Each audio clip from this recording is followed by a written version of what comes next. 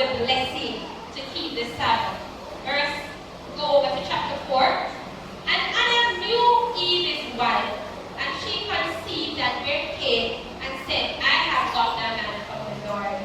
And she again bare his brother Abel, and Abel was a keeper of sheep, but Cain was a tiller of the ground. And let us read on a little more. And in process of time it came to pass that Cain brought up the fruit of the ground and offering unto the Lord. And Abel, he also brought up the firstling of his flocks and of the fat thereof. And the Lord had respect unto Abel and to his offering. So they were kicked out of the garden. But throughout the process of time, based on the latter verses 3 and 4 of chapter 4 I read just now, what did Cain and Abel do? When they brought the offering to God, they were what? They were worshiping. They were worshiping. How would they know that they should worship? How would they know that they should worship? Right, we don't get to the Sabbath here. But how would Cain and Abel know that they must take their offering to God and they must worship? Their parents must have told them. So God would have given the worship to their parents, and their parents would have shown them how to worship. And we know that when they go to worship here, the Sabbath, they would have known about it because God rested on that day. God already created man. God rested on the day. So in resting, the first man and woman, they would have rested as well. And they would have known about the Sabbath rest. And so in teaching their children how to worship, they would have told their children about Sabbath rest as well. So even though, brethren, the scripture does not specifically point out and say Cain and Abel went on the Sabbath to worship, their parents would have told them how to carry it out. Question 4. Do you think Genesis 26:5 refers only to Abraham's leaving offering Isaac, and so forth? Why? Let's see what Genesis chapter 26 verse 5 says.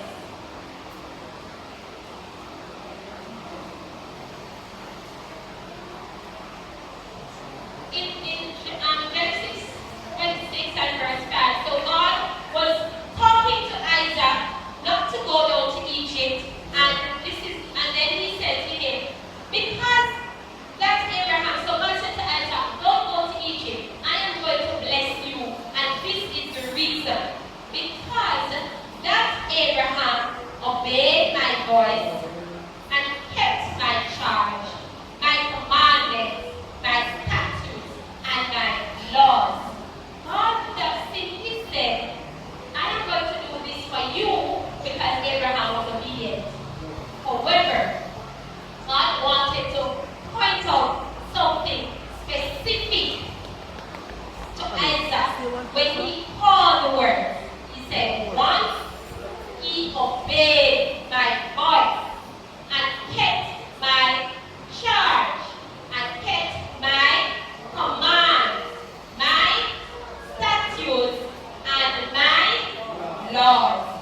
Let's go to Deuteronomy chapter 11 and verse 1. Therefore, so here Moses talking to the children of Israel. He would have given them the commandments already. And he said, therefore, thou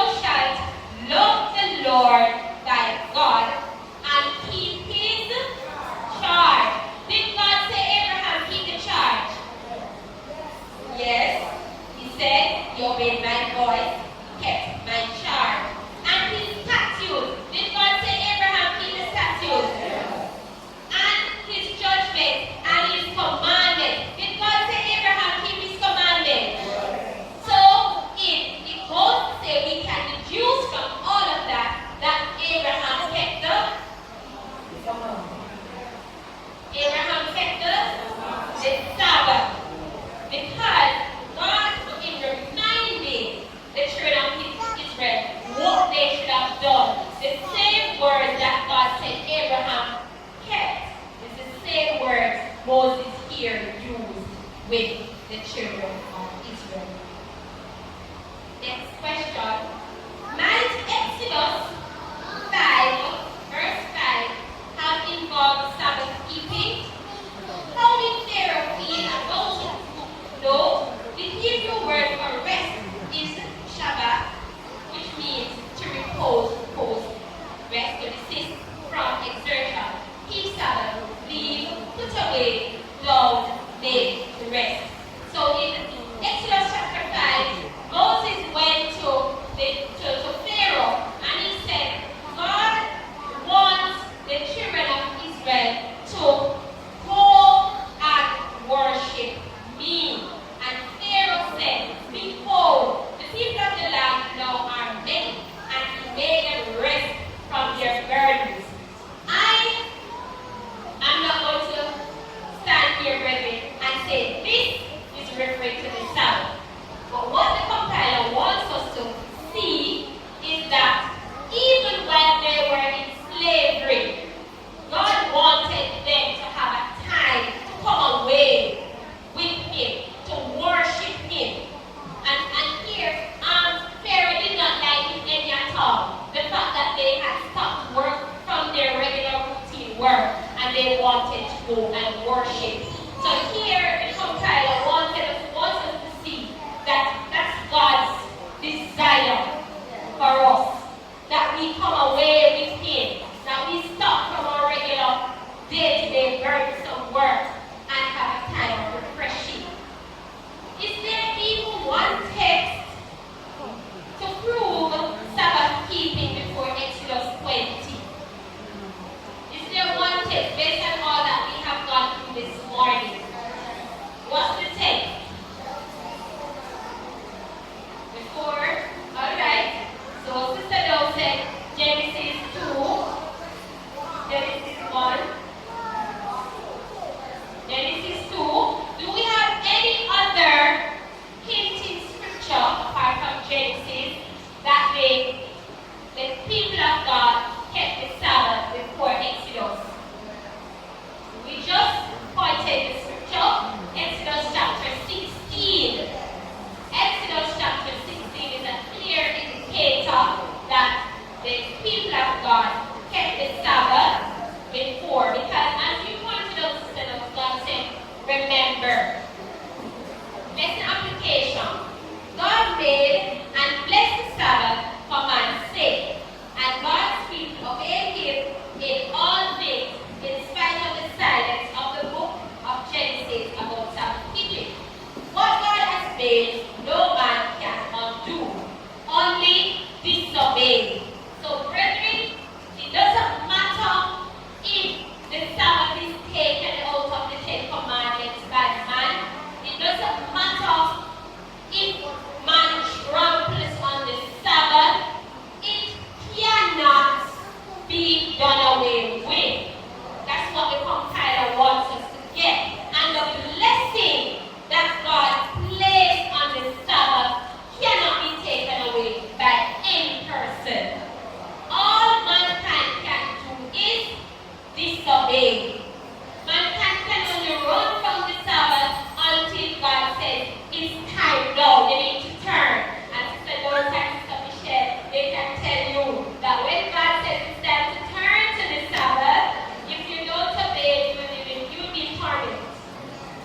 And so let us today be thankful and see this as a blessing that God has given unto us. He loves us in such a way that He has given us time to spend with Him.